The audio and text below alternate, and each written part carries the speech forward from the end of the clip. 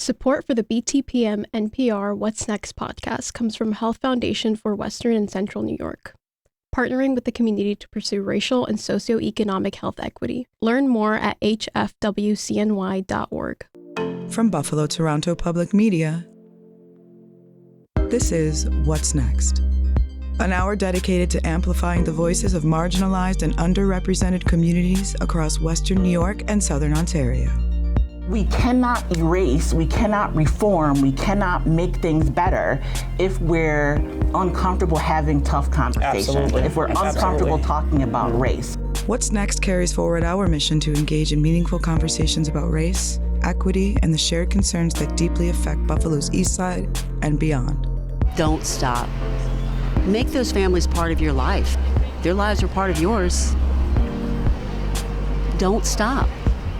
Together, we dive into the real issues, striving for understanding, connection, and change. In the suburban area, everywhere, we must work and teach our children.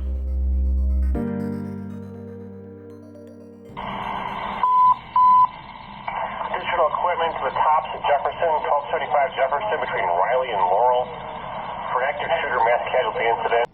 There's 3 bodies outside. Also, we're going to need some officers inside the tops because we have numerous bodies and we have magazines and bullets and everything. So we need evidence secure. Something happened to Buffalo's East Side 4 years ago that the community could have never prepared for. Days after May 14th, 2022, thousands of people flocked to a side of town that most would go out of their way to avoid. The streets were lined with caution tape, news cameras, makeshift memorials, food distribution sites. The eyes of the world were on a neighborhood that its own city had ignored for decades. Then, something else happened that the community could have never prepared for. Donations started pouring in by the hundreds, thousands, millions.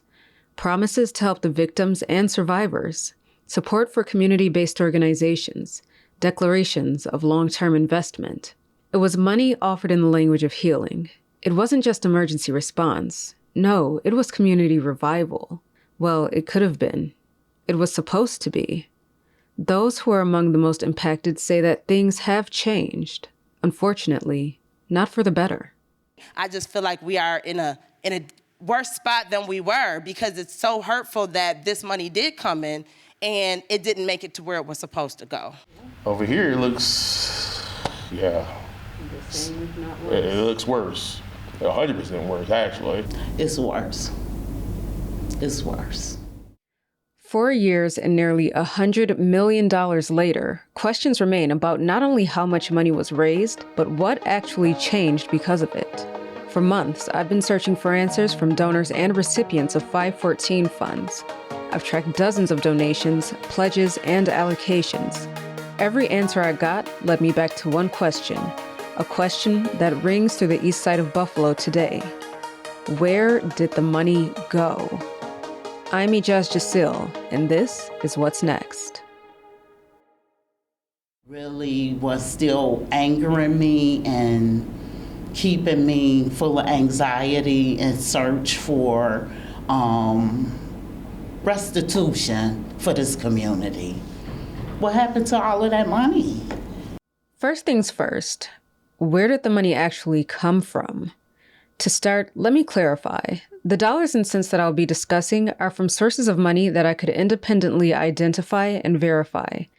This is by no means a comprehensive account of every dollar that came from every person and entity. That would be nearly impossible to account for. These are major gifts and pledges of $10,000 or more that came from notable sources. And while there's not enough time nor space to name them all here, you can find them on our web story at btpm.org. So, let's get into it.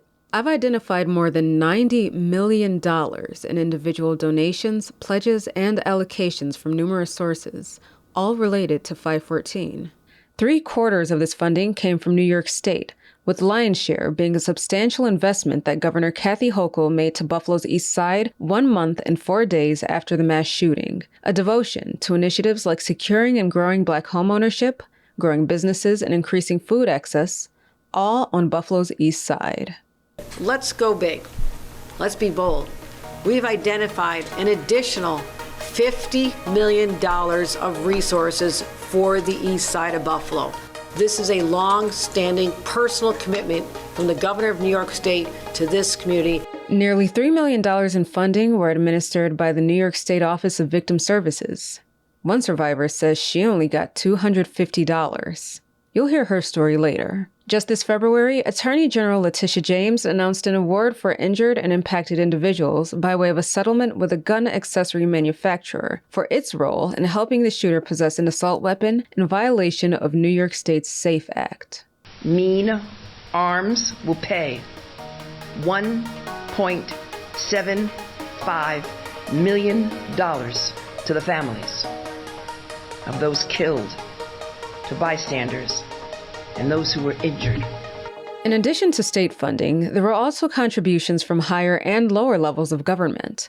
At the federal level, over $12 million were allocated, the vast majority devoted to expanding access to mental health resources in the East Side community. But the federal money funded other things as well, like increased police patrols at large-scale events to protect against terroristic threats and gun violence, and assistance to help offset overtime and fringe benefits costs associated with law enforcement response to the mass shooting. As for contributions from the city of Buffalo and Erie County, both shelled out funds, but only for the development of the 514 Memorial and Healing Center. The county provided $500,000, while the city pledged $1 million.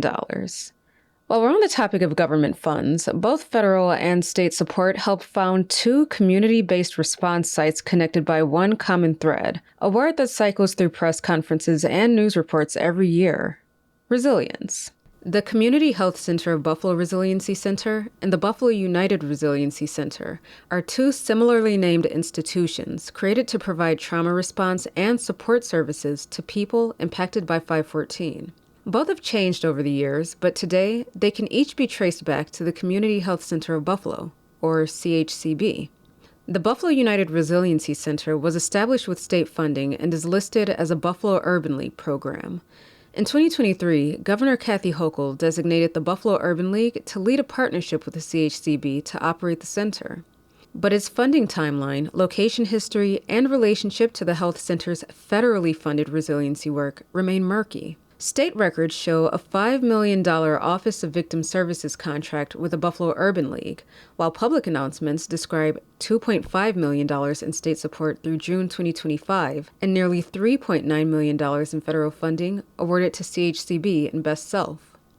I couldn't get in contact with Thomas Buford Jr., CEO of the Buffalo Urban League, to learn more about his organization's involvement, but I did speak with the CHCB's Chief Operating Officer, Al Hammonds. We discussed the differences between the 2 resiliency centers, the government funding that was allocated for both, and what role they've played in post-514 recovery. So the first thing that I want to ask is about the Buffalo United Resiliency Center. I think sometimes the wires get crossed because there are technically like 2 resiliency centers. There's Buffalo United Resiliency Center and the Community Health Center of Buffalo Resiliency Center. But I understand the CHCB kind of oversees both now. Can you sort of break down the difference to me? Yeah, so what we have is a specific grant and responsibilities under the Office of Victim Services.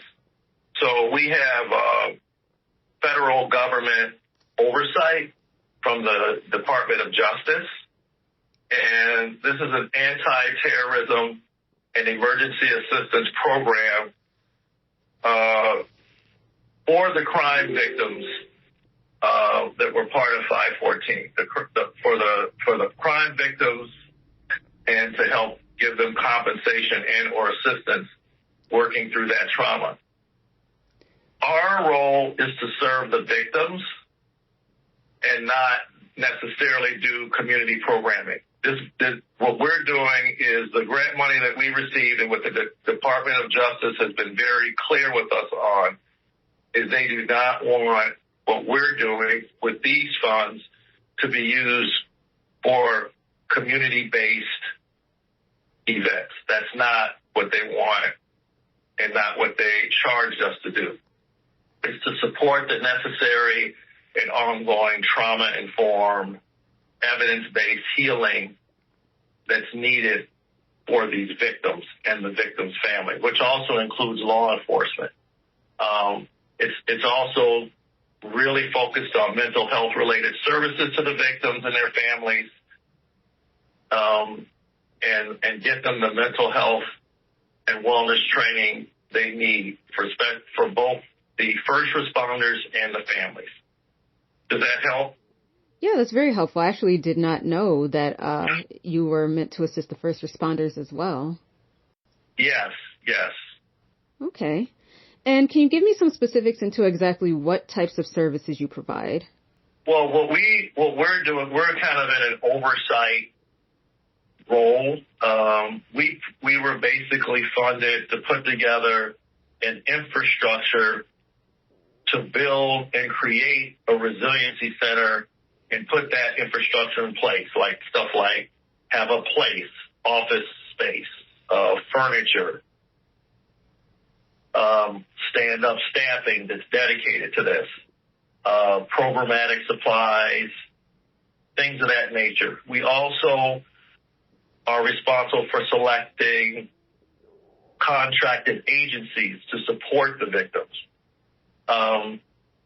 And the subcontracted agencies oversee several services for the victims, including training for the providers, whether it be clinical or behavioral health, first responders. A lot of times we brought in first responders from out of the area to help train and help support the first responders and the victims, and for and to make sure we have resiliency center staff on hand to be able to provide short-term victim emergency assistance. A lot of that happened in the first year or so of the grant. So, like what happened is the focus of this grant is to serve the 3 injured victims and the 94 individuals who were inside of the store, and then other folks that may have been affected only within a one block radius of the shooting. So this isn't widespread community-based support. It's very targeted. It's very specific. The funds I want you to make sure you note that the funds are restricted. We're very restricted. For the funds that we received, we were awarded just over $3.8 million, $3.889 million. We didn't get that money. It's a model where we perform the services and we spend the money first. It's a reimbursement model. So then we have to submit documentation and compliance documents, narratives, everything, and get approved, and then we are funded from that $3.8 million to reimburse us. Okay, so just a couple of follow-up questions on a couple of things you told me. First, I wanted to know how much of this funding is required to actually give to the victims in terms of some of that financial help that you say you provide, and are there any deliverables as to how much money has actually been given to victim survivors? We don't really give money directly to the victims. So the victims have to basically show documentation and proof that they need help with receipts, or they need help with counseling or with recovering from their trauma. And then we fund those services and needs of the victims. That's what we pay for. We don't really give the money directly to the victims. Okay. And as a part of that, just to make sure I don't misunderstand, but I believe I recall reading that the Resiliency Center was also meant to help if someone had fallen short on like rent or bills. Was that something else that you all helped to do? Early on, yes. Not now, but early on, I would say. So this event happened, in 2022. So in the first, I'd say 6 months to a year, maybe 18 months at the most. If families were in desire need, were in need, and they qualify because family members or folks associated with their family were actually at the Tops store when it happened, or they live within the 1 block radius, then we would help, possibly with rent or some expenses, medical expenses or something like that. But if they were outside of that 1 block radius, even if they were struggling, we couldn't fund it. Right, because it was meant for the immediate community, I understand. Right, exactly. Later in the series, you'll be hearing more about the Resiliency Center, both from Hammonds and from people who sought services there. There will also be answers to account for the $3.8 million grant that the Department of Justice awarded to the Community Health Center of Buffalo to operate the Resiliency Center. But for now, back to those donations. Now that we've covered major government contributions, let's take a look at corporate donors. It only makes sense to start with Tops Supermarket. The grocer planted $500,000 in seed money to establish the Buffalo 514 Survivors Fund in partnership with the National Compassion Fund. Wegmans, normally a competitor to Tops, became an ally in the wake of the tragedy, putting forth $400,000 in contributions to both the 514 Survivors Fund as well as the second major resource pool that emerged afterward, the Buffalo Together Community Response Fund. Nearly every major bank in the region gave six-figure donations to various organizations and causes to support both immediate and long-term investment in Buffalo's East Side. The KeyBank Foundation gave one of the largest contributions of $250,000, plus over $31,000 matched in employee contributions. Publicly, the foundation's gift was said to go toward supporting the victims' families. I reached out to a KeyBank representative who shared that the funds were dispersed among 11 local organizations. When I asked how much money was allocated to each of those organizations, they declined to give me a breakdown. HSBC Bank was more transparent, but their documentation didn't align with what was publicly reported. 2 days after the mass shooting, the bank's CEO, Michael Roberts, released an official statement saying that the bank would be donating $100,000 to provide immediate fresh food, groceries, and other much-needed supplies to the community. When I reached out to HSBC to confirm their donation, a representative sent me a statement provided by their recipient, Feed More Western New York. The nonprofit stated that they were able to distribute approximately 251 tons of food and increase the presence of its mobile food pantry in and around Buffalo, thanks to the bank's generous grant of $75,000? That's $25,000 less than what HSBC had said it would give. The bank's representative told me in an email that, quote, "The impact is what is most important to us over the donation amount," end quote. But that raises a critical question. If the impact truly matters, how should the public measure it? Because, in this case, the bank publicly announced one number, but the records provided to confirm that donation showed another. While some donors appeared to give less than what they had promised, some actually gave a bit more.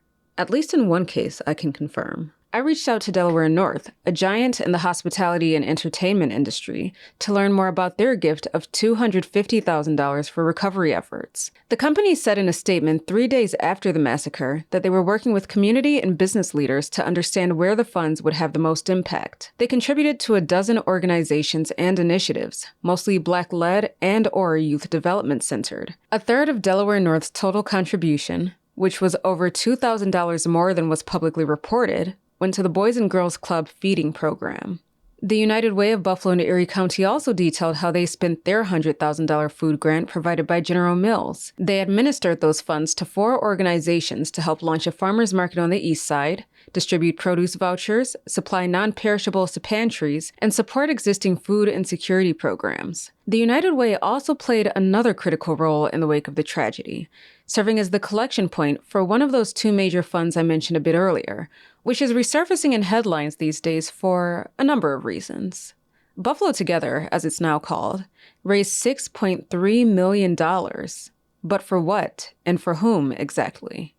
Was this a fund to provide direct relief to victims and survivors, or was it created to serve another purpose? To help answer some of those questions, I sat down with Garnell Whitfield Jr., a member of the Buffalo Together Steering Committee and the son of Ruth Whitfield, one of 10 lives lost in the act of domestic terrorism. Here's what he shared about the fund-turned-nonprofit organization. I just want to first get a little bit of background for some people who may be unfamiliar with exactly what the Buffalo Together Fund is. Can we sort of talk about its formation and what these funds specifically, what purpose they were meant to serve. Yeah, I mean, it's a fund that was established right after 514. There were 14 original funders, a community foundation and the United Way. Buffalo and Erie County were principally a part of that original funding group. And then donations came in from around the country, actually, or globally, to contribute to that. And the fund was set up to address the systemic issues that have long plagued the east side of Buffalo. So it's a fund designed to address long-standing issues within the east side of Buffalo. Okay, and I understand a part of addressing issues was supporting organizations that specifically help the east side community, correct? Right, yes. Yes, we wanted to immediately provide some funding to first, right after 514, to organizations that were doing the work, boots on the ground organizations within the east side of Buffalo to help sustain their efforts in the immediate aftermath of 514. And then some more funding did come out later on to continue that support. Okay, and the fund is led by a steering committee. 2 questions on that, because I understand you're part of the steering committee. Have you been since its inception, and also is the steering committee advisory or decision making for these funds? Okay, so the steering committee is decision making for these funds. I wasn't a part of the original formation of the Buffalo Together Community Response Fund, but was invited to be a part of that once it was established. Okay. And about when was that you joined the steering committee? Was it 2023 or? Well, it feels like I've been there since its inception because I was invited early on. I don't have a date specific to that, but it was early on, right after it was formed. Okay. Yeah. And I saw that there is a search for an executive director. Does the Buffalo Together Fund have an executive director yet, or are you still in search? We don't have an executive director. We are currently in the process of recruiting an executive director to lead this effort. Yes. Okay, gotcha. So I wanted to ask about the funds that were raised through Buffalo Together. I saw on the website that there was $6.3 million raised, and there was $655,000 in emergency grants given to 86 different organizations. So the website says that there's a remaining $6.1 million in pledges and contributions for a long-term strategy, but when you take $655,000 from $6.3 million, that's $5.64 million about. So it's a little less than 6.1. Do you know where that discrepancy came from? Is it in-hand cash versus pledges? No, so it's not a discrepancy. What it is that, so there were 2 grant rounds that were distributed, a total of $1.3 million. But having that money in an interest-bearing account has made up for that deficit. So that's why we still have $6.1 million currently. Okay. Thank you for the clarification on that. And as was mentioned, grants did go to 86 different organizations. Can you tell me about the selection process of those organizations? How do you determine who get the money? Well, we wanted to get money into the hands of organizations and people in our community that were doing the work. Many of them were doing the work before 514, and they geared up, and some of them pivoted in the immediate aftermath of 514. And these are organizations that traditionally within our community are Black-led organizations who don't have administrative help, who don't meet a lot of qualifications for grant funding and those kinds of things like that, who needed our support. They were addressing the immediate needs of the community, and we wanted to support that. And so that's how that money was distributed. And what do you say to someone who may sort of question the intent of giving grants to 86 different organizations? Some might think that to disperse money amongst that many different organizations would kind of break up the ability to help the community most effectively, that there may have been too wide a disbursement. Do you think that was a good move to give money to that many organizations, or should have been a more focused effort? No, it was a focused effort. It was focused on the east side of Buffalo. And these are groups and entities that were doing the work, who have been doing the work without any fanfare, without any support in many cases. And those are the persons who we wanted to make sure that we supported. Okay, thank you. Yeah. And I did notice there were a couple of folks who serve on the steering committee. I don't know if they still do, but as of the last time I checked, which was this morning, a few folks on steering committee. One was from Housing Opportunities Made Equal, someone from Buffalo Urban League. A few of these individuals head or are part of organizations that receive some of the Buffalo Together grant funding. Do you think this is a conflict of interest? No, because these organizations, again, these were not allocations to individuals, but to organizations that are doing work within our community. These are longstanding organizations who have done great work over the years in our community, and they also needed support. And so, if that is the case that they did receive some funding, it was not to them or to their organization, it was for the people that they serve. Okay, so there's no concern that someone serving on the steering committee may have had some sort of influence in, Everyone on the steering committee are leaders within our community and have day jobs, and in many cases are CEOs or lead different organizations within our community. And so their work was an integral part of supporting the east side of Buffalo before 514 and continues to be after the fact. Okay. And where did the funds raised, did all of those funds go into the long-term investment project and giving grants to the organizations, or were some funds used for staffing or other purposes? Yeah.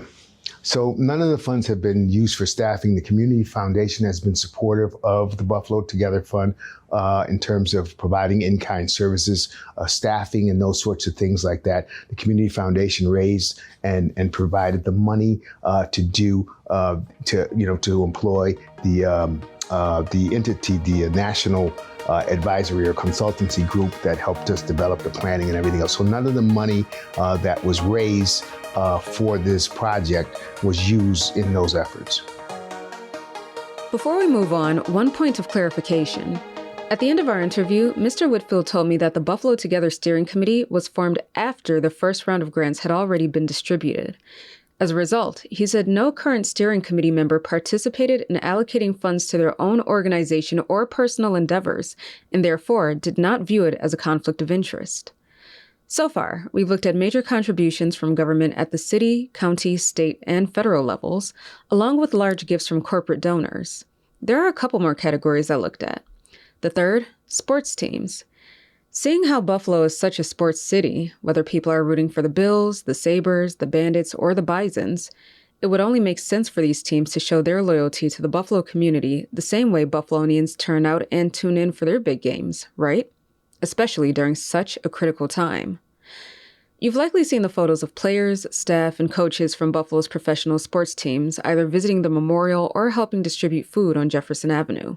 But beyond the tributes and volunteerism, what tangible support was actually provided? The largest contribution appears to be a joint effort from the Bills, the Sabres, and the Bandits through the sales of their branded Choose Love t-shirts, which reportedly raised over $1 million in proceeds that went to the Buffalo 514 Survivors Fund and Buffalo Together. Individually, the Buffalo Bills put up $200,000, doubled through a matching contribution from the NFL Foundation. That money also contributed to Buffalo Together and for nonprofits focused on improving food distribution and access. Former Bills running back Thurman Thomas and his wife Patricia helped raise over $264,000 through the Thurman Thomas Family Foundation. Those funds were said to have gone to families of the victims and the community, as reported by ESPN. I can confirm that 3 gifts of $50,000 were donated to the 514 Survivors Fund by way of GoFundMe. Another gift from the football world. In response to the mass shooting, NFL Commissioner Roger Goodell and his wife Jane donated $50,000 to the Bills Social Justice Fund. But because the fund predates 514 and distributes grants to nonprofits annually, it's unclear whether any of that money directly reached victims' families, survivors, or the impacted community. The Sabres donated $100,000 to the Resource Council of Western New York, which served as an early hub for 514 relief, and the original organization selected to operate the federally funded Buffalo United Resiliency Center. The Bandits auctioned off used game equipment and autographed balls, raising over $6,000, while forward Dane Smith announced that he raised over $15,000. Both the auction proceeds and Smith's contributions were said to be for the families of victims. It's unclear whether the funds were forwarded to the 514 Survivors Fund or if the money got to the families by some other means. I initially had the Buffalo Bisons down for a $10,000 donation to the Willie Hutch Jones Education Sports Program, although Major League Baseball technically made that donation. But I had to remove it from my final count because despite an MLB press piece labeling it support for a Buffalo youth program post-tragedy, a rep for the Bisons informed me that it wasn't 514 related at all. was a regular grant funded through MLB's Reviving Baseball in Inner Cities program. I ran into a similar situation with the Bills. The team had a press piece published on the second anniversary of the massacre about how the team continued to give back to Western New York 2 years after the shooting. Among the listed partnerships and programs was a 3-year pledge to the Healthy Community Store Initiative, which works to address disparities in food access. But a representative from the Cornell Cooperative Extension of Erie County, which operates the program, told me the pledge was not created in response to the tragedy and instead came through a standard grant application process. So, a general takeaway on sports teams, leagues, and foundations. Some giving was direct and intentional, while some appeared more symbolic or tied to pre-existing efforts. That doesn't diminish the value of the contributions, but it does complicate the question of what was truly created in response to 514. My fourth and final category, GoFundMe. There were many pages created in response to 514, along with concerns about which campaigns were legitimate. I identified 7 that I could verify drew significant contributions. One raised more than $11,000 for the Resource Council of Western New York to distribute food and other necessities to families impacted by the temporary closure of the Jefferson Avenue Tops. Another raised more than $200,000 to support Feed Buffalo, a food pantry that closed last year. 4 of the 7 campaigns brought in 5- and 6-figure totals that were ultimately forwarded to the only GoFundMe page I could find that raised millions, the Buffalo 514 Survivors Fund. 3 years ago, my colleague Emily Watkins interviewed Jeff Dion, Executive Director of the National Compassion Fund, on What's Next to better understand the process of collecting and distributing funds to victims and survivors after tragedies. I followed up with Mr. Dion to learn more about the fund's final total, obtain a more detailed distribution breakdown, and seek clarification on eligibility requirements, after hearing accounts from some survivors who said they were unexpectedly denied compensation late in the process. So I did see a report from the steering committee. It showed the final donation amount coming in at $6,452,355.32. Is that indeed the final amount? Yes. Okay, so there's the final total. Okay. Yeah, that is the final total, and we distributed that amount to the penny, and that's why there were 2 people who got an odd amount of money that ended in 66 cents because, we just had to make sure that every penny was spent. In the beginning, I understand there were also different categories for those who would be eligible for compensation. I believe there were 4, depending on who had been impacted and how. Can you sort of go over those? Sure. Generally, we look at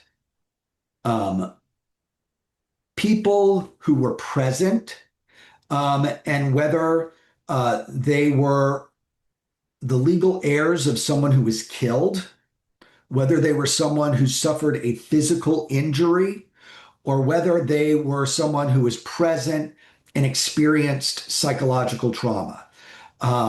Now, the steering committee gets to define and finalize those categories. And what the steering committee did was they divided up the injury category into those who were injured by gunfire and another category for those who suffered some other type of injury that had outpatient treatment. Someone could be injured, running for their life from a gunman.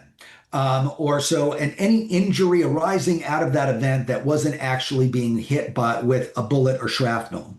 And then they also made the decision that they would recognize in a 5th category TOPS employees who were not present at the time because they lost their store for a month and this happened. And so they wanted to recognize those as well. And so based on those proposed categories, the steering committee published a draft protocol. Do you have a count of how many people received compensation from each category? Yes. So there were 10 applicants in the deceased category because there were 10 people killed. There were 3 approved applications in category B, which was injury by gunfire. Category C, which was other injury with outpatient treatment, there was just 1 person. For psychological trauma, there were 107 people. And for TOPS employees who were not present, that was 48 people. So there were 169 validated applicants. But we had over 400 applications because the way the steering committee drew those lines, they drew a circle around the store and the parking lot, and that people who were inside that circle were going to be covered and eligible for direct payments. People outside the circle were not. And that's the balancing act that a steering committee has to make. They want to make sure that the circle is wide enough to encompass all of the people that were directly impacted, but not so broad that it dissipates the amount of significant help that you're going to be able to give to people. So we had probably about 200 people who applied who were not validated because they weren't eligible. Either the police said they weren't there or they didn't meet, other criteria. And so that was difficult too, because I think we worked with a lot of community groups in helping people with their applications. But I think there was one group that didn't want to be the ones to tell people you're not eligible, even though they clearly were not because they weren't present. But they said, well, just go ahead and submit an application anyway. And so then we had like 200 extra applications that we had to deal with, and the police had to look at and validate that, didn't meet the criteria in the protocol. And that's where things get complicated. Even when so many measures are taken to handle such a critical process, one where every penny must not only be accounted for, but legitimized, is it possible that, in an effort to make sure no one filing a false claim receives compensation meant for victims and survivors, some applicants who were impacted according to the fund's guidelines can still slip through the cracks? That's what Dolores Jackson says happened to her. Dolores is a 65-year-old East Side native who enjoyed gardening, preparing Sunday dinners for her family, helping care for seniors in the neighborhood. Life as she knew it would change, all because she decided to go to the grocery store one Saturday afternoon. She unknowingly parked right next to a white nationalist from the town of Conklin, and while she was shopping, she suddenly heard gunfire. She hid in a freezer. When it was finally safe to evacuate, she sustained injuries running for her life. She later discovered her car had been struck by gunfire in the parking lot. Dolores said she immediately left the scene, too shell-shocked to give a police statement. But she said federal agents found her, arriving at her doorstep and identifying her as a witness. Local organizations and law firms also found her. She began receiving notices by mail identifying her as a survivor of the mass shooting who might be eligible for compensation. Dolores wasn't seeking a payout from the tragedy, but as her mobility became limited, her medical expenses mounted, and her car needed repairs, the assistance became necessary. She put in a claim through the Buffalo 514 Survivors Fund, having sustained both physical injuries and psychological trauma. But applicants could only apply to be in one category, so she applied for the latter. She was also encouraged to apply for state assistance.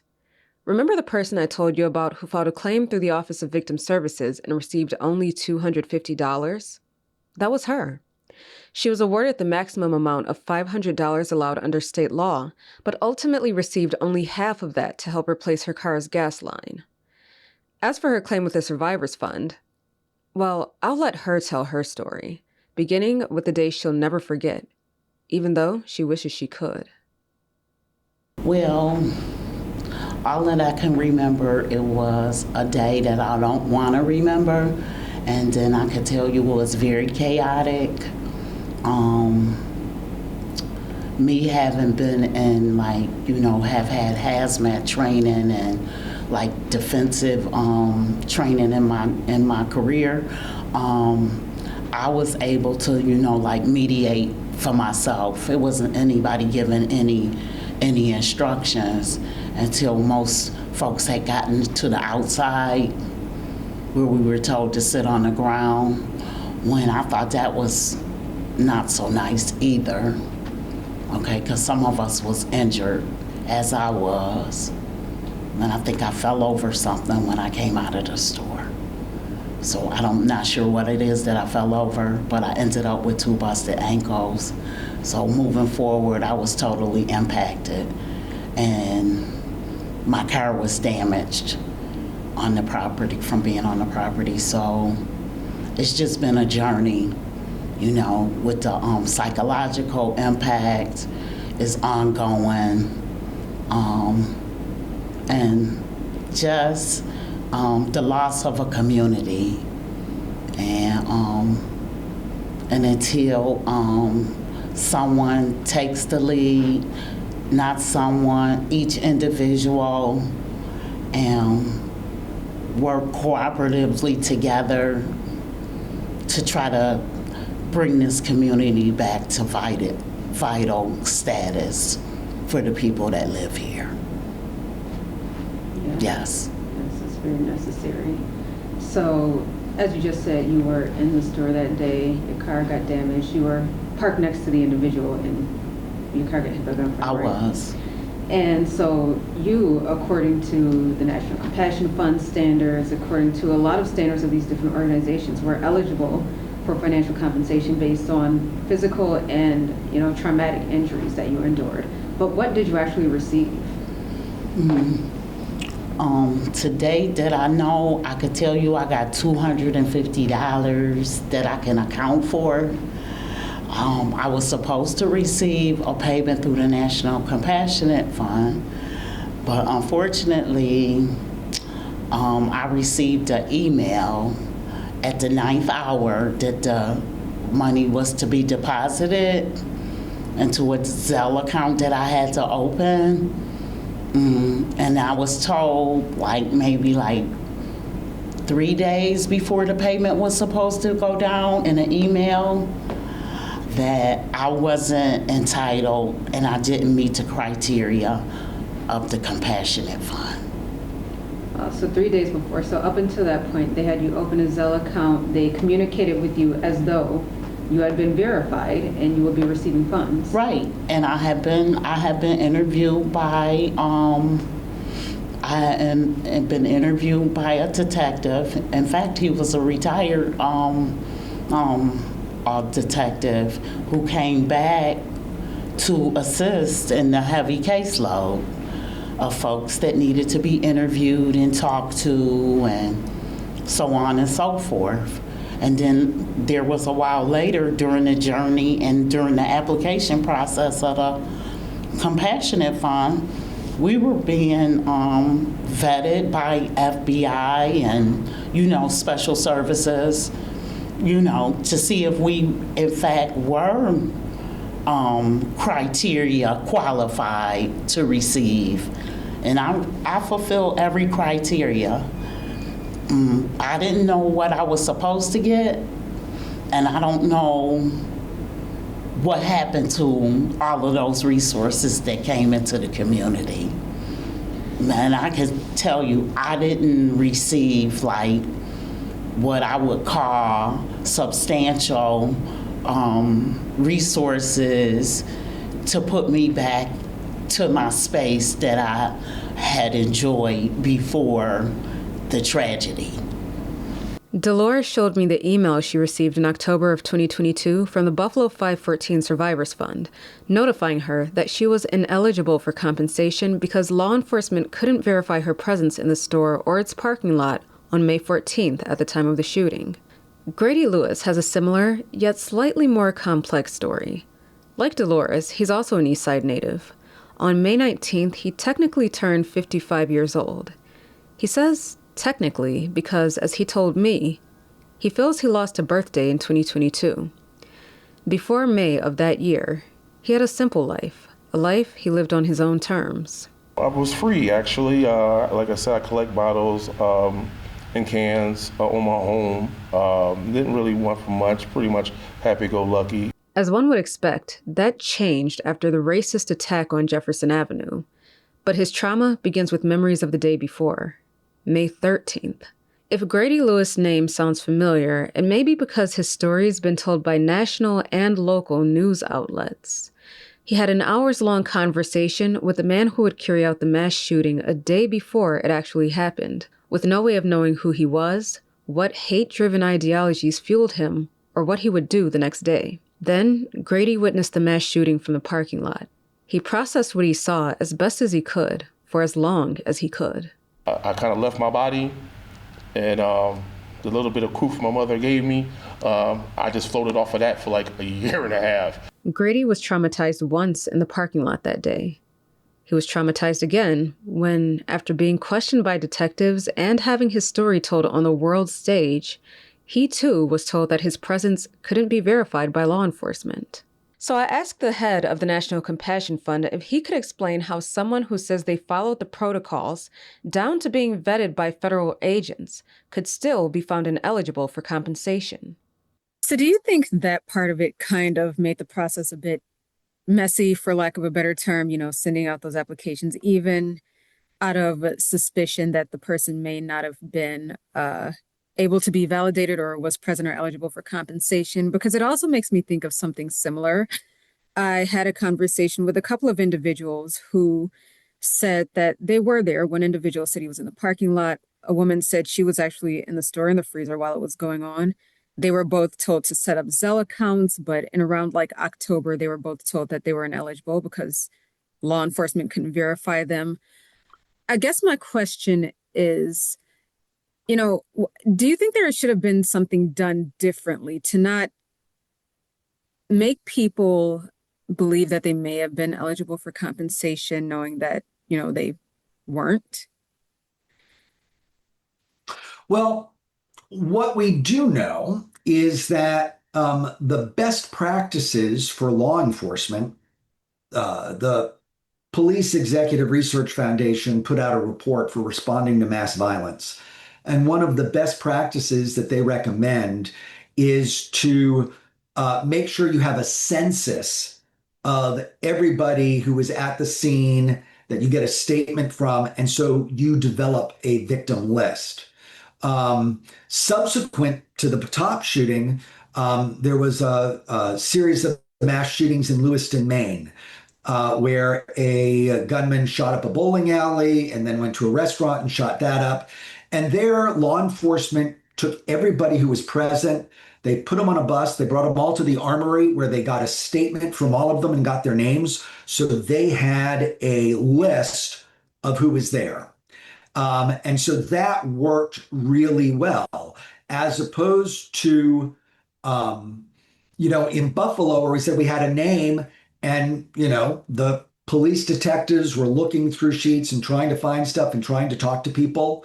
But we do know that there were people who submitted applications fraudulently under assumed identities who were not there.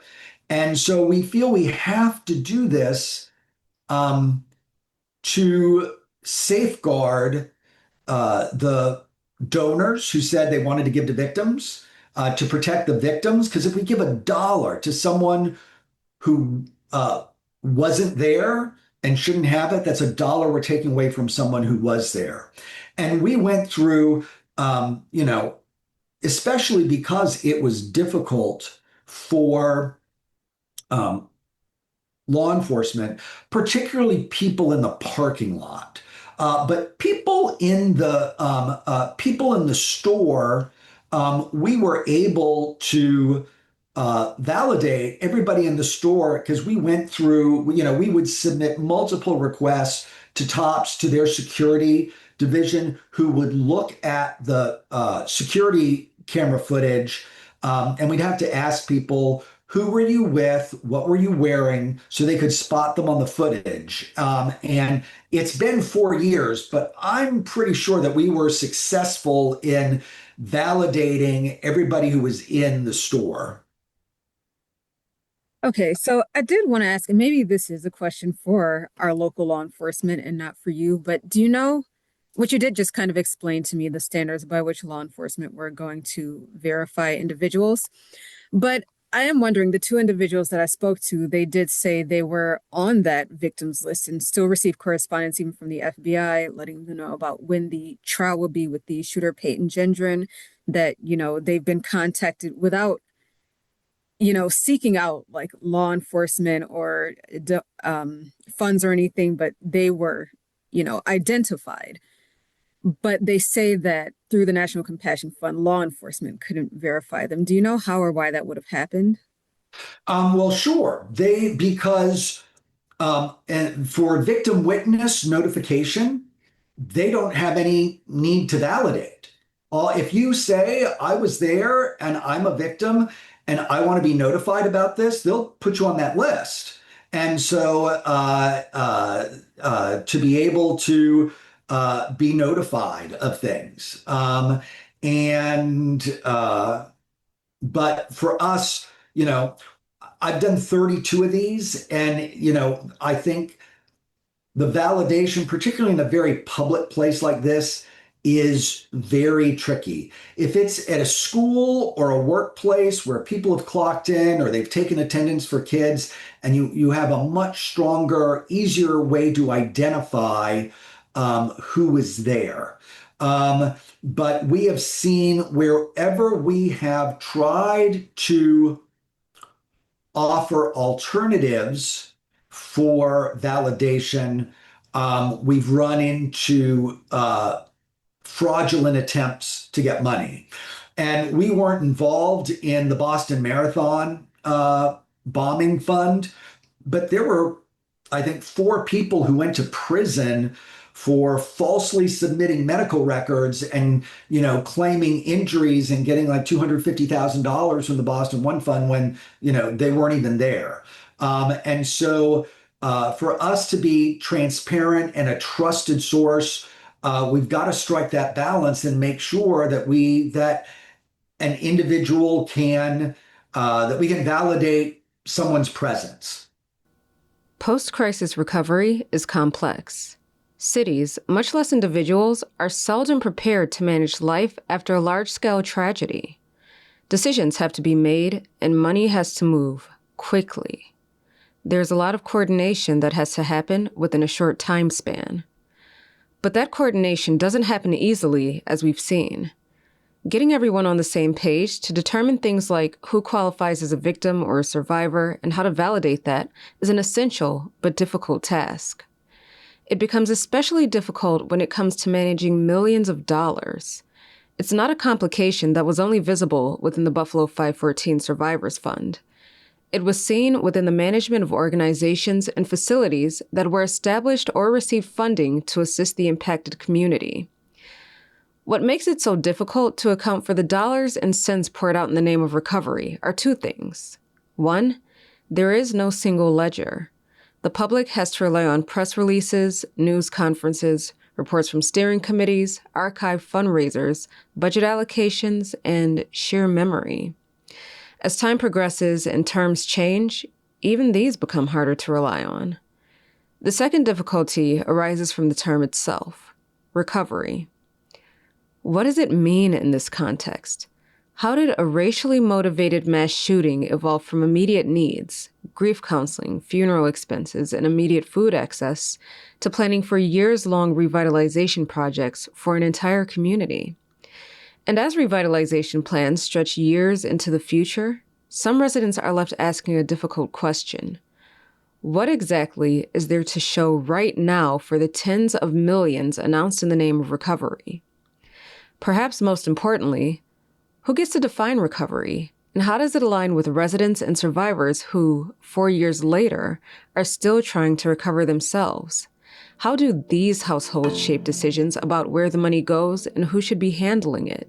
In this episode, we've taken a look at the scale of generosity that's grown annually since 2022. We've analyzed some big names behind big gifts. We've seen transparency range from donor to donor. We've learned how pre-existing initiatives and generous contributions can be repurposed to fit the narrative of helping a community devastated by an act of terror. We've observed how accounting for every person entitled to funds and resources can be as daunting a task as accounting for every dollar that was given in the first place. We've seen, for the most part, where the money came from, but we still don't have much of an account of where it's gone, or where it hasn't gone for that matter. That's what we'll analyze in the next episode of Where Did the Money Go? A What's Next special from BTPM NPR. I'm Ijaz Jasil. Thank you for listening. Support for the BTPM NPR What's Next podcast comes from Health Foundation for Western and Central New York, partnering with the community to pursue racial and socioeconomic health equity. Learn more at hfwcny.org.